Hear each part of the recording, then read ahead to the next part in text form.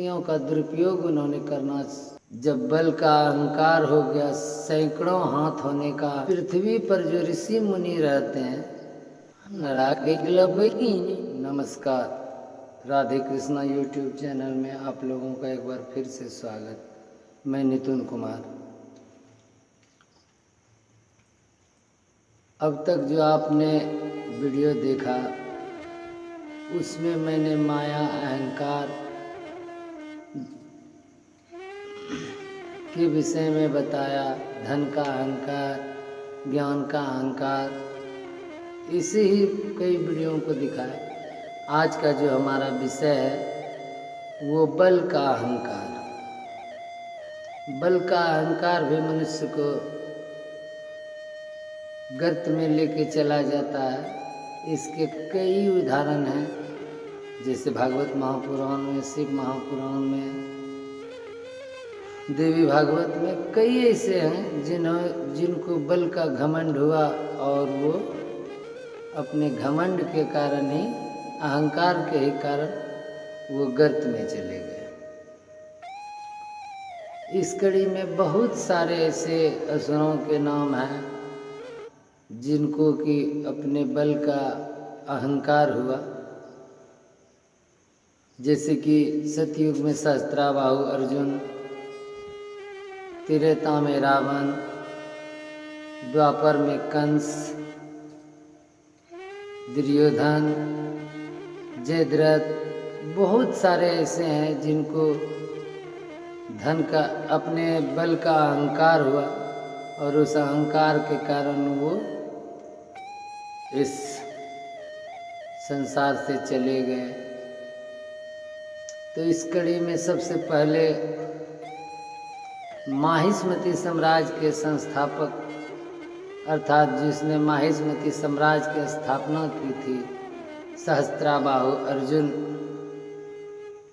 के विषय में। सहस्त्राबाहु अर्जुन ने भगवान की तपस्या करके अपने सैकड़ों हाथ का वरदान मांगा था, और वरदान स्वरूप मिलने के बाद पहले वो बहुत ही न्यायप्रिय राजा हुआ करते थे। जब बल का अहंकार हो गया, सैकड़ों हाथ होने का अहंकार हो गया, तो धीरे धीरे उनकी बुद्धि भ्रष्ट होने लगी और वो जगदंगी मुनि, जो कि परशुराम जी के पिता थे, उनसे बैर हो गया।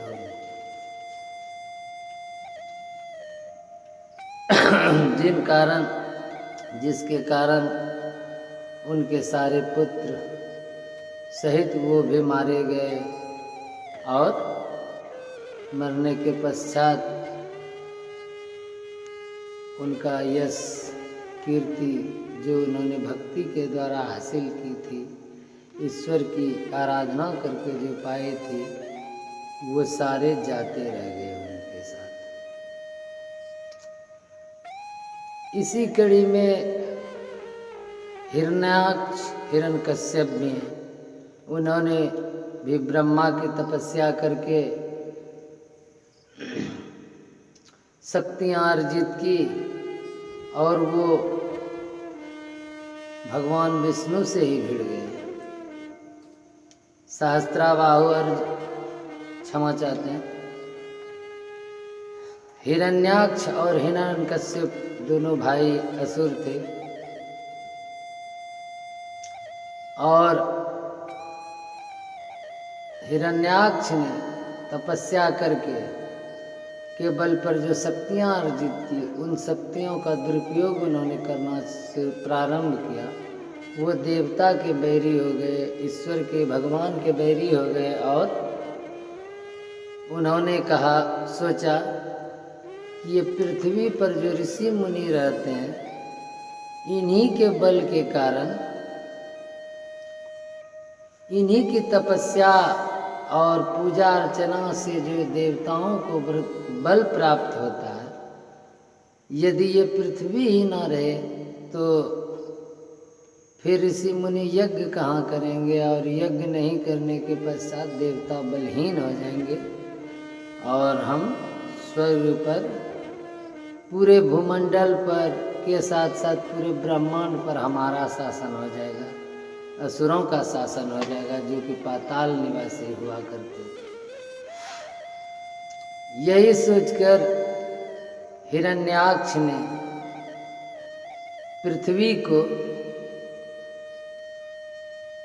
जल में डुबो दिया और त्राही त्राही मच गई सारे तरफ। माता पृथ्वी ने त्राहिमाम करते हुए श्री हरि के पास गई और अपना याचना किया कि बल के घमंड में हिरण्याक्ष ने मेरा ही हरण कर लिया और जल में डुबो दिया है। हे सृष्टि के पालन करता, आपने मुझे सृष्टि प्रारंभ के समय ही वचन दिया था कि जब जब धरती पर तुम पर संकट आएगा तो मैं तुम्हारी रक्षा करूंगा। इस पर श्री हरि भगवान विष्णु बोले, हाँ देवी, मैंने तुम्हें ये वरदान वचन दिया था और मैंने अपने दिए हुए वचन को निभाने के लिए आज भी हूँ। जब जब तुम पर संकट आएगा मैं उसके निवारण हेतु आऊँगा। इतना कह के ही भगवान श्री हरि वहाँ से अंतर्ध्यान हो गए और ब्रह्मा जी के नाक के एक छिद्र से बराह रूप में अवतरित हुए और बराह रूप में अवतरित होकर शरीर तो बराह रूप में जब अवतरित हुए तो देवता उनको देखकर भी भयभीत हो गए, क्योंकि वो बड़े ही भयंकर जान पड़ रहे थे। शरीर मनुष्य का था परंतु उनका मुख जो था वो सूअर का था और दो दांत मुख के बाहर निकले हुए थे, जिससे वो और भी भयंकर जान पड़ रहे थे। ये देखकर देवता उनकी स्तुति विनती करने लगे और वो हाथ में गदा लिए हुए गुर्राते हुए, जिस प्रकार आपने देखा होगा कि आपके आसपास जो देखते हैं जब वो सूअर आसपास में लड़ते हैं जिस तरह की आवाज़ें निकालते हैं, भगवान श्री हरि भी उसी प्रकार से गुर्राते हुए खोजते हुए हिरण्याक्ष को खोजते हुए रसातल जहाँ पृथ्वी जल में डूबी हुई थी वहीं पर चले गए और पृथ्वी को अपने नाक के अग्रभाग पर जो दांत थे उन पे रख कर वो जल से बाहर आ गए। इतना देखते ही